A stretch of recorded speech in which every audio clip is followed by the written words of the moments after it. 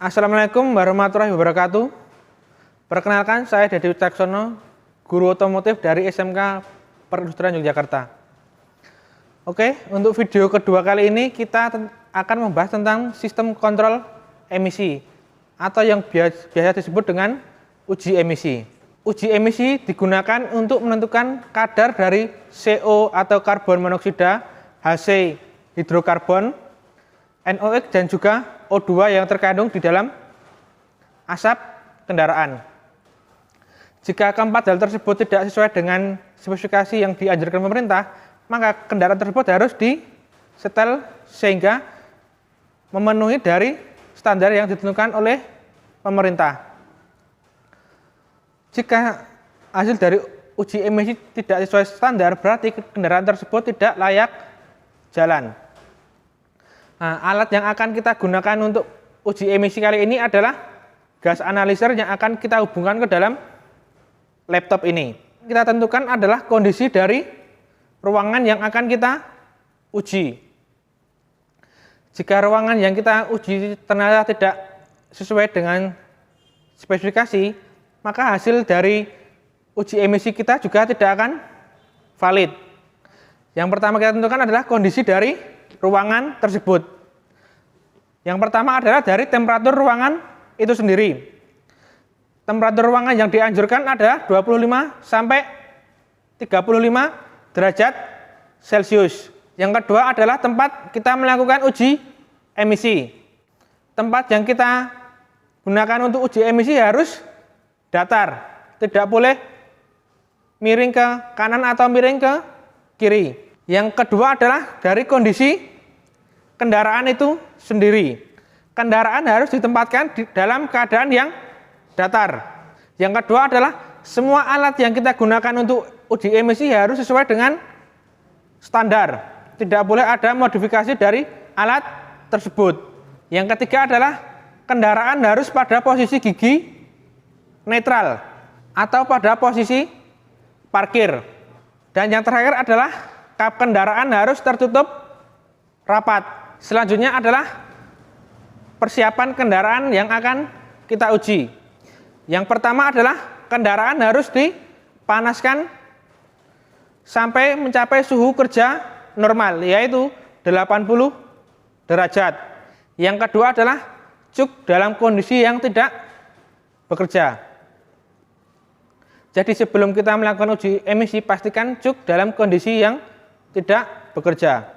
Yang ketiga adalah pastikan tidak ada kebocoran gas buang di dalam alat maupun kendaraan itu sendiri. Jadi ketika kendaraan itu terdapat kebocoran gas buang, mungkin dalam perpak knalpot ada yang bocor, itu berarti tidak boleh dilakukan uji emisi. Perbaiki dulu kerusakan dalam atau kebocoran gas buang, baru kita lakukan uji emisi. Yang keempat adalah memastikan bahwa mesin dalam kondisi suhu kerja, yaitu antara 70 sampai 80 derajat Celcius. Yang kelima adalah pastikan bahwa putaran idle dalam mesin tersebut dalam keadaan baik. RPM yang dihasilkan dari putaran mesin itu harus stabil. Tidak boleh terlalu naik atau terlalu turun dari standar yang telah ditentukan oleh pabrikan. Dan yang terakhir adalah ketika mesin sudah mencapai posisi suhu kerja, maka naikkan gas tersebut kurang lebih 15 detik tanpa beban. Tanpa beban berarti tidak ada beban dalam mobil. Beban itu bisa orang atau alat-alat yang lainnya atau bawaan-bawaan yang lainnya. Dan selanjutnya adalah kondisi bahan bakar itu sendiri. Bahan bakar yang digunakan harus sesuai dengan persyaratan pemerintah. Misalkan spesifikasi mobil yang kita gunakan harus menggunakan bahan bakar Pertamax, maka untuk uji emisi kita juga harus menggunakan bahan bakar Pertamax. Tidak boleh menggunakan bahan bakar premium. Alat uji yang kita gunakan seperti yang ada di depan saya, yaitu menggunakan gas analyzer brand B ACG 688. Nah, untuk display nanti kita akan tampilkan ke dalam laptop atau sebuah layar. Itu saja pembukaan dari saya. Selanjutnya kita akan melakukan praktek pengujian emisi. Oke, sebelum kita mulai uji emisi, yang harus diperhatikan adalah faktor-faktor yang dapat mendukung berjalannya proses kita menguji emisi. Yang pertama adalah dari faktor alat. Alat yang kita gunakan harus standar, sehingga hasil uji emisi kita juga valid. Alat yang kita gunakan adalah gas analyzer AGS 688 yang nanti akan kita display menggunakan sebuah laptop. Yang kedua adalah faktor ruangan. Untuk suhu ruangan yang ideal untuk pengujian adalah 25 plus minus 10 derajat Celcius. Dan yang kedua adalah tempat yang kita gunakan untuk uji emisi harus dalam posisi yang datar. Tadi sudah faktor alat, faktor ruangan. Yang ketiga adalah faktor dari kendaraan itu sendiri. Nah, faktor yang pertama adalah di sini di dalam kendaraan harus tidak ada beban. Nah, coba kameramen bisa di-shoot. Di sini adalah posisi mobil dalam keadaan yang tanpa beban. Tidak ada penumpang maupun barang-barang lainnya.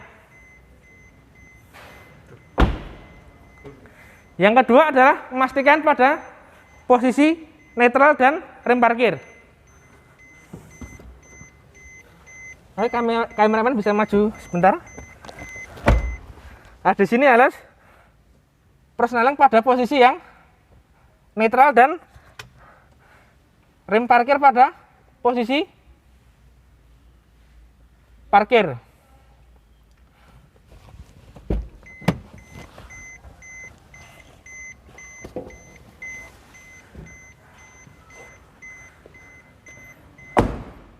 Oke, ketika semua alat sudah dalam posisi yang ideal, maka proses pengujian emisi bisa kita mulai. Untuk langkah pertama adalah kita menghidupkan gas analyzer dengan cara menekan tombol power. Oke, bisa diperhatikan di layar muncul kode gas analyzer. Kemudian kita tekan enter.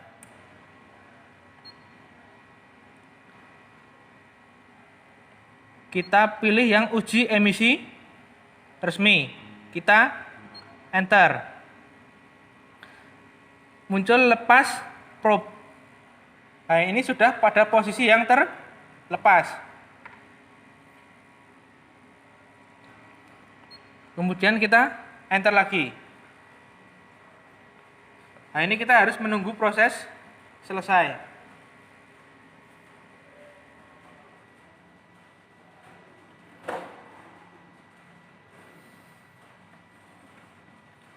Sekarang kita memasukkan data kendaraan. Nah, ini ada tombol M. Kita enter.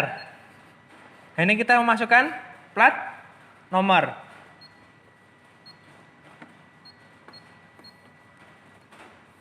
Nah, sebagai contoh kita tulis AB saja dulu. Kemudian enter. Di sini ada muncul tahun pembuatan. Misalkan tahun pembuatan ada 2010, kita tulis 2010, kemudian enter. Nah, di sini ada pilihan 4 tak dan 2 tak. Karena mobil kita adalah 4 tak, kita pilih angka yang 4. Kemudian kita enter. Nah, di sini jumlah silinder. Mobil yang kita pakai adalah Suzuki R3 yang 4 silinder. Jadi kita langsung enter. Bahan bakar juga menggunakan bahan bakar bensin. Odometer. Nah, mobil yang kita gunakan itu kurang lebih adalah 30.000 km. Kita enter. Nah, ini adalah pembubahan sensor temperatur, yaitu kita masukkan ke dalam lubang oli. Oke, kita tunggu prosesnya. Sekarang kita hubungkan probe dan hidupkan mesin.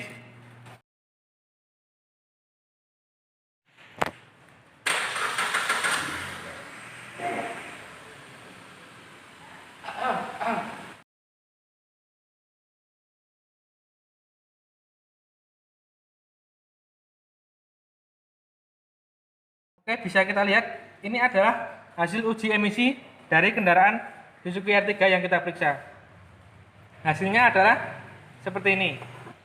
Nah, dari hasil yang telah kita periksa ini adalah ada yang tidak standar pada HC. Nah, HC ini standar maksimalnya adalah 200 ppm. Sedangkan mobil yang kita uji adalah mendapatkan hasil 440 ppm. Bisa kita lihat bahwa hasil uji tersebut adalah tidak lulus. Penyebab HC tinggi adalah karena campuran yang terlalu gemuk atau kaya. Untuk itu perlu dilakukan penyetelan terhadap AFR, Air Fuel Ratio. Berarti ini campurannya harus dibuat ideal dengan cara dibuat campuran yang lebih kurus dari hasil yang telah ada di sini. Terima kasih telah menonton video ini. Semoga video ini dapat bermanfaat untuk kita semua. Assalamualaikum warahmatullahi wabarakatuh.